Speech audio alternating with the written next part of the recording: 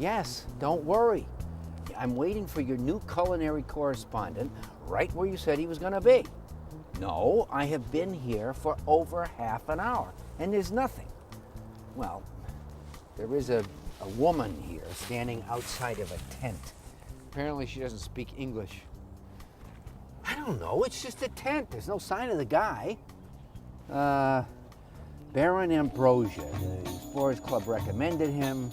They said he's very good, he's well-read, he's coming through the Bronx. Said he's coming back from a 5-year secret expedition.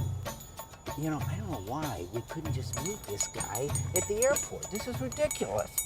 Wait a minute, something's happened. I gotta go.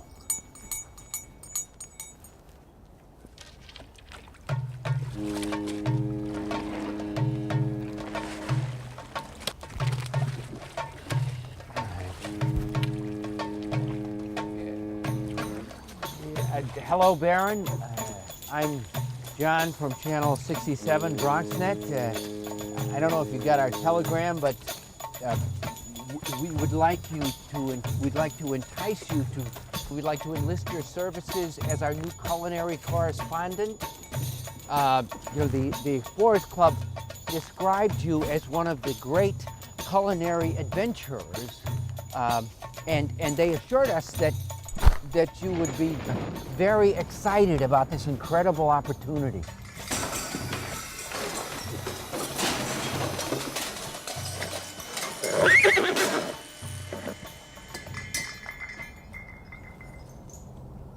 Baron, the Bronx needs you. Baron.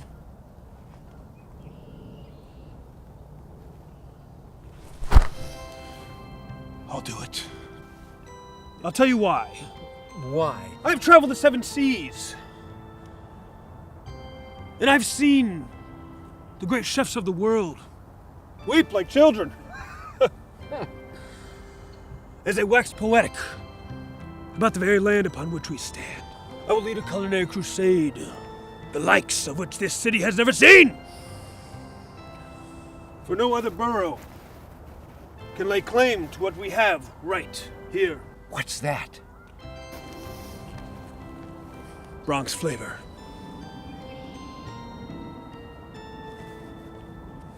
Sign here.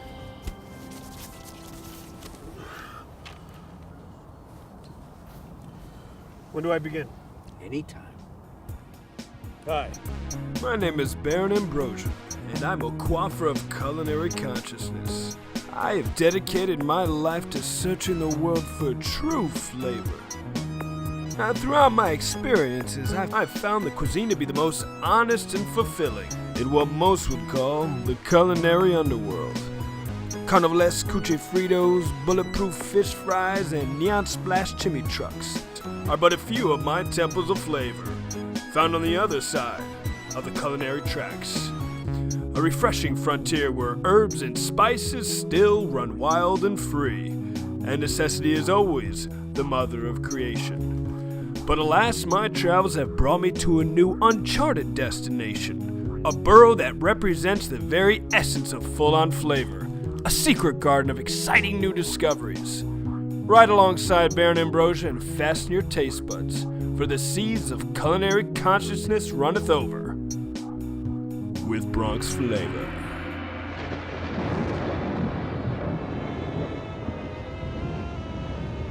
In an over-sterilized world of hand sanitizers, alcohol wipes, and antibacterial sprays, very rarely, if ever, do we get to combine, in a public setting, two of the Baron's favorite senses: touching and tasting. Temperature, texture, and tactile tenacity oftentimes goes to waste on the voyage from plate to mouth, which is a shame, because the only way to truly taste our food is to get to know it intimately. Know its hopes, its dreams, its fears, its sorrows. So please, come with me to Ghana, West Africa, where the term finger foods is actually taken quite seriously. Marcola Central Market in Accra is more than just a shopping center where one can track down hard-to-find Kenny Rogers LPs and incredibly talented hairstylists. It is a cultural center where fufu, the world's most beloved edible utensil, is made fresh every morning. Fufu is a thick paste that can be created from a large number of base materials, including yams, plantains, and cassava. These materials are boiled and then pounded until reaching the perfect consistency. A ball of fufu is often served in a large bowl of soup, where it is used both to consume the broth and as a tasty starch. Now, for those of you wishing to have the traditional fufu experience, but don't have the airfare, fear not, for it is just a bus stop away. At the intersection of Ford Street and Webster Avenue, you will find Sankofa Restaurant, which deals in all manners of fine West African fare. Behind the foggy glass of Sankofa's steam tray, there is something for everyone. Delicious vegetarian classics, healthy grilled fish dishes, as well as some of the most spicy and complex sauces in the city. Marvin opened Sankofa in 2005 to give the Bronx's West African community a place that they could call their own and could enjoy the food that they had as children.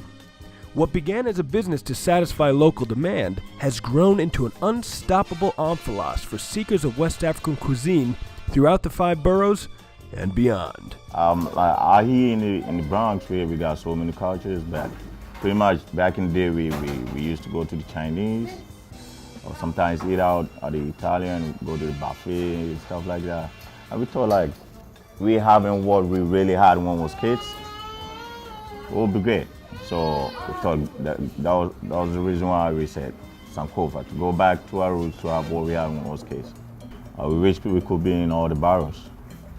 Yeah, that's what we're thinking about, cause people travel all the way from Queens and Brooklyn, Long Island, way out and come out here. Pretty much from New Jersey to come out here and eat. So if we could be in all those places, it would be great. This is the best African restaurant in the Bronx. Now there's a wide assortment of delicious, exquisitely prepared traditional West African dishes here at Sankofa. But the Baron came here for one dish and one dish alone, the soup and fufu. Now technically you could use a fork, you could use a spoon. However, if you want any inkling of respect in this establishment, there's only one instrument you need to use. And it's right here. All establishments serving fufu begin with a cleansing course in the form of a bowl of warm water and soap. Any hand maintenance beyond this is your private business and should probably be done at home.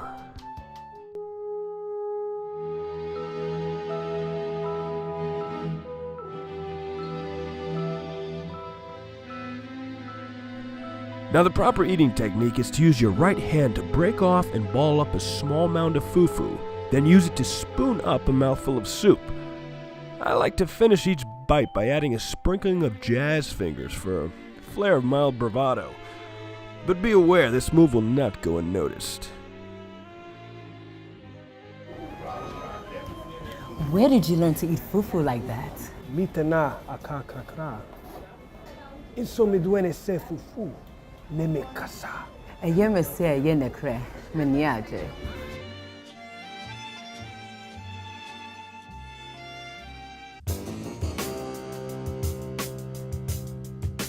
Eating with one's hands is a raw and infectious act of sensuous liberation.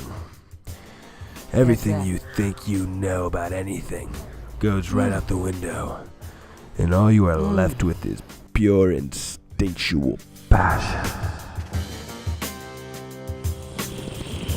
Baron. Here. I love you. Passion. Oh. Passion. Just wanna hold you. Passion. Run my fingers through Passion. Passion. Passion. Passion. Passion. Passion. I think I've lost track of time. Where are you going? I think I have to go to church. One more thing. You're over at that church of yours. Good luck finding another man who's gonna surprise you on your birthday and whisk you off to exotic lands just so we can ride wild stallions through the morning surf. Excuse me.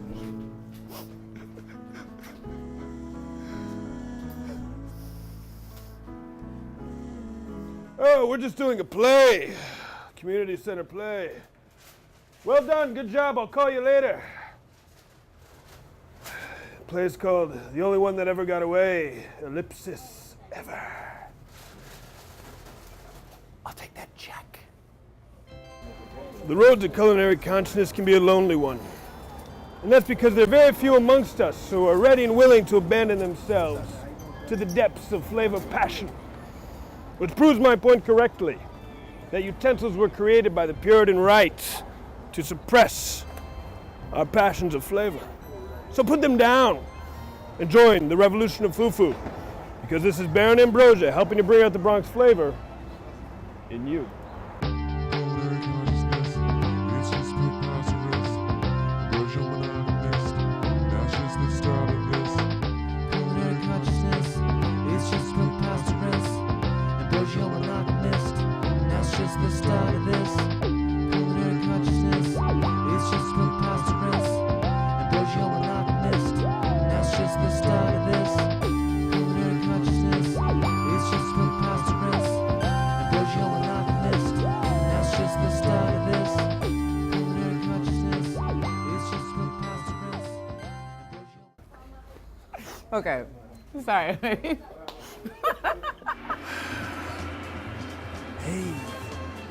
Baron Ambrosia here on a sweltering Bronx Monday morning. I just got finished reading your letters. Some were interesting, some were invigorating, and some were just straight out disturbing.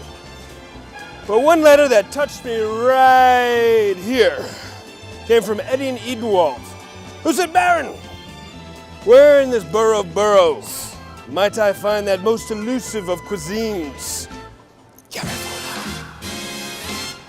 Well, Eddie, offhand, I really don't know. Looks like we're going to have to elicit the help of the Super Nose. I knew I was onto something when Supernose caught a gentle zephyr of coconut milk wafting up from somewhere between Morrisania and Mott Haven.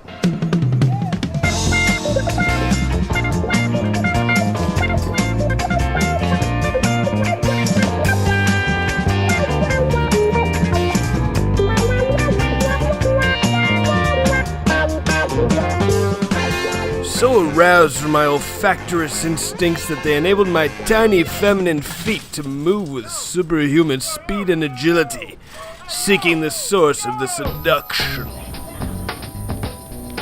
When I reached the corner of 152nd and Prospect Avenue, I knew I'd found my destination.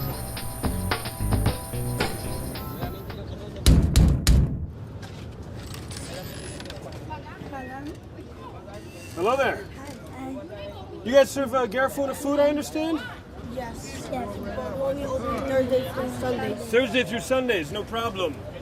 I'll wait. Okay, thank you.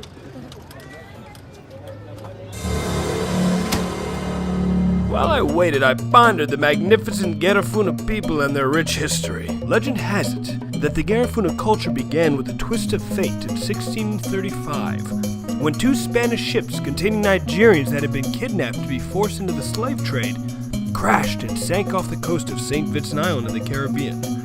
The surviving Nigerians that swam to shore found friendship and refuge with the native Carib people. Over the next century, this alliance and fusing of cultures produced a single people with a language, music, and food all of their own. And even though faced with endless challenges and diversity, this enduring new people would keep their culture alive and successfully spread it throughout Central America and beyond. It's Thursday. I'm ready for my Garifuna food. I'm ready for my machuca. Only so much on Sunday. Only serve machucas on Sundays, no problem. I'll wait. This time as I waited, I pondered why this restaurant had no name, and why these children were trying to push me over. Perhaps they wishing to awaken an old football injury I gained while scoring that winning touchdown back in '83. Yup. The true name of the restaurant is Los Azules, but on the menu you will see it called by another name, Garifuna Star. This honorary title was given due to the fact that on any given day, you can find celebrities, such as musician Garu Nunez, hanging out at 640 Prospect Avenue as if it was his own living room. I love my culture. I love my everything. That's what I tried to do for a long time ago. That's why I'm a musician. I'm trying to bring the message for everybody that hear my music, my language. That's why I'm singing in my language, because I needed everybody and know about my language, I know my culture, I know my people. I know everything. And as to why it doesn't have either name on the sign outside, well, it doesn't have to. This place is an international icon. Los Azules, or Garifuna Star Restaurant, is a place where everyone from LA, Detroit, Chicago, Boston, Connecticut, New Jersey, New York, Honduras, Belize, Guatemala, Nicaragua, they come in here because this is the only place where they service the food, where you are able to speak the language freely indoors, where you are able to socialize and play the music as well as to listen to music, where you can bring your children, we can see a child there, and sort of like learn about our culture from the elders who have so much history to tell. When my food arrives, the tableside drum serenade begins. Instantly, I am transported to the plush beaches of Honduras. I can almost feel the moist sand between my toes. The obscenely fresh crab, shrimp, and tilapia smothered in a rich coconut gravy is completely decadent. And for those of you who watch Fufu Inferno, you will recognize the West African influence in Fufu's Garifunian counterpart, machuca, which is eaten much in the same way, with the exception that machuca gets double jazz fingers. After my indulgent yet healthy meal, I'm ready to wash it all down with the legendary Garifunian aphrodisiac and root tonic, Gifiti. Salud. Salud.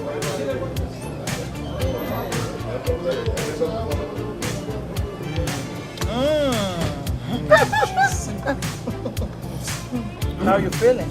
Feeling rather stimulated. Yes.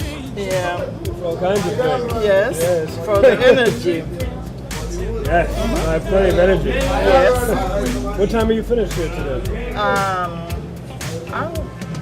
At least at 2 o'clock. When you're finished, I'll be waiting.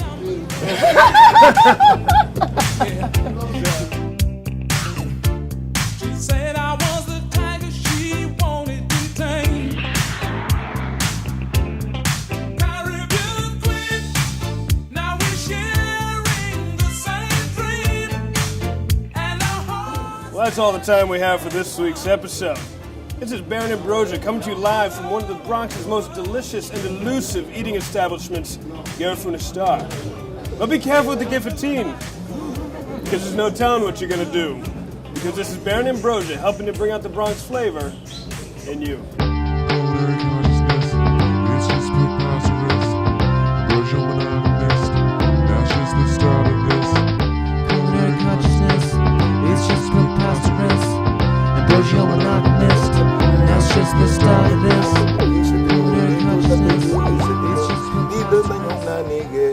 Inharodora, numaredora, nanigidora, enerederatuma. Inharodora, nidudibimedora, disia numarino, enerederatuma. Although we have ventured on many wondrous journeys into the world of Garifuna cuisine and culture, we have only managed to scratch the surface of the rich tradition of Gedi Nagu handcrafted beverages.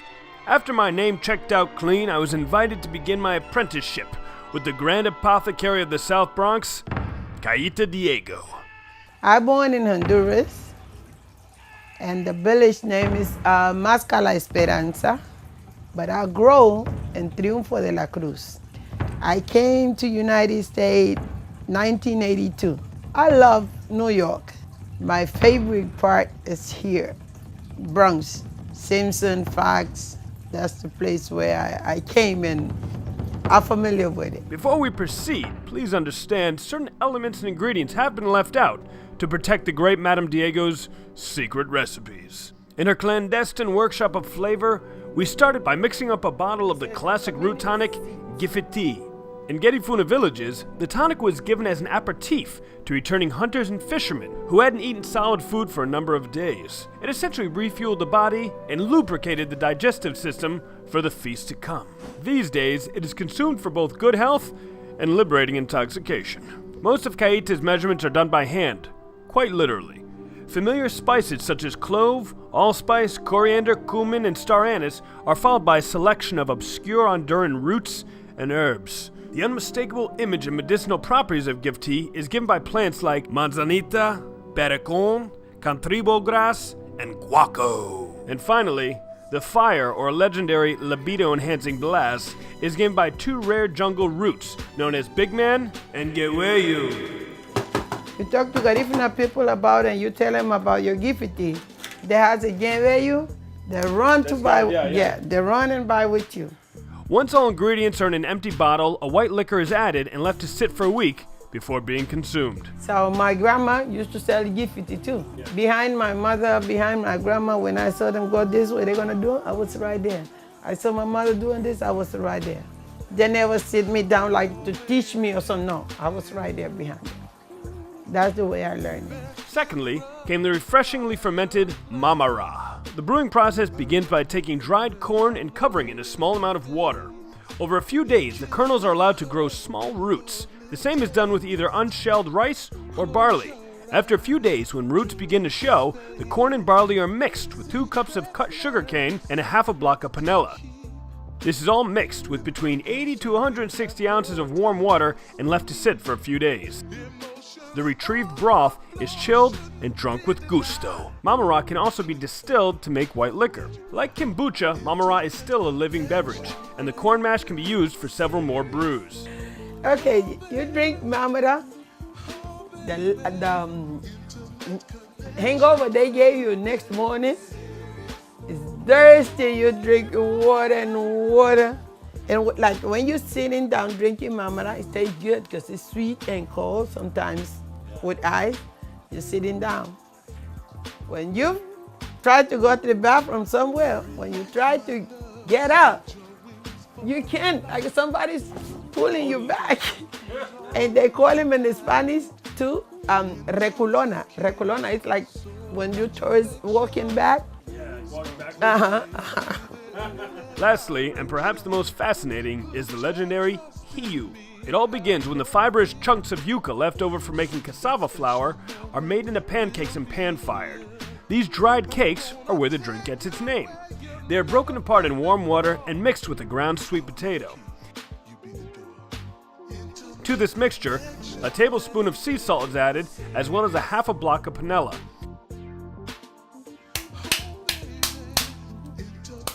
This mixture will ferment for a few days before being chilled and served. We're gonna put the hiyu here. And that's roughly 80 ounces of water. Hiyu is ready, so now wait for 3 days, 2 days. Today is Thursday, Friday by Saturday. That is ready to go. The customary suspended pan-fired solids give it an unmistakable texture and flavor. And to say this is an old recipe is quite an understatement. When you saw Garifuna people, if you are Garifuna, like for me, it's easy to know somebody is Garifuna. He could wear different or act different, but for me, it's some point. I don't know how to explain it, but for me, some point, I recognize it's Garifuna. And just when you think you've mastered the art of Garifuna brewing, Caita flips the script and breaks out a whole new batch of mysterious elixirs, one of which has a name so scandalous it can only be whispered. Alas, the adventure continues. From the South Bronx, this is Baron Ambrosia, reporting for BronxNet. Watalile.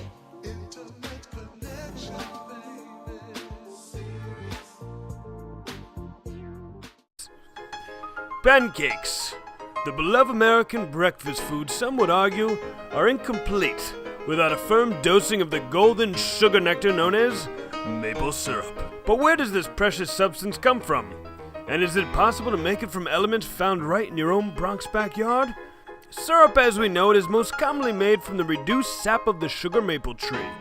As the winter winds down and the ground begins to thaw out, The sugar that has been stored in the tree's roots begins to flow up and down the trunk in the form of sap. This sap can be safely extracted and refined to make syrup in a process known as sugaring. Before venturing to extract this nutrient-rich sap, one will need an important set of tools. First, a drill to make access holes. Second, small metal taps to enable the sap to escape. And thirdly, buckets in which to collect it. If operating on your own land, it is easiest to identify and mark maple trees in the summer when their unique leaves are aplenty. However, if the leaves have already fallen, then bark patterns are also a way that trees can be identified. Native Americans collected sap and drank it as a health beverage for hundreds of years before European settlers arrived. The Algonquins would make the sugar and nutrients in the clear liquid more concentrated by boiling with the use of hot rocks. In the 1700s, European traders not only adopted the technique of sap boiling, but refined it, boiling the clear liquid all the way down to a thick brown sweet syrup that would help them survive the harsh cold winters. Sap renderings differ greatly, but each tree will usually fill a gallon bucket in a week.